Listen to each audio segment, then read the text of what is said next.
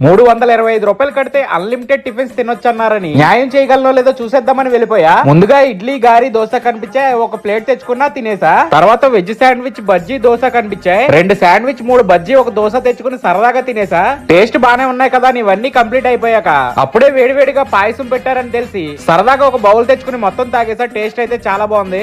Next పక్కనే ఒక ఇడ్లీ ఉంటే దాని మీద సాంబార్ వేసుకుని తెచ్చి తినేసా. దాని కాంబోగా ఈ ఆనియన్ దోశ కూడా చెప్పుకుని సరదాగా పొట్టలో వేసేసా. తాగడానికి ఏమున్నాయని చూస్తే ఈ పైనాపిల్ జ్యూస్ కనిపించింది, తాగేసా. ఇంకా వెరైటీస్ ఏమున్నాయని చూస్తుంటే మిల్క్ కార్న్ ఫ్లెక్స్ కనిపించా, ఒక బౌల్ తెచ్చుకుని తినేసా. టేస్ట్ బాగుంది. ఇంకా మిస్ అయిన ఐటమ్స్ ఏమున్నాయని చూసి ఒక గారి పూరి ఫ్రూట్ సలాడ్ అయితే తెచ్చేసుకున్నా. అవి కూడా సరదాగా తినేసాక మళ్ళీ ఒక వెజ్ శాండ్విచ్ తెచ్చుకుని తినేసా.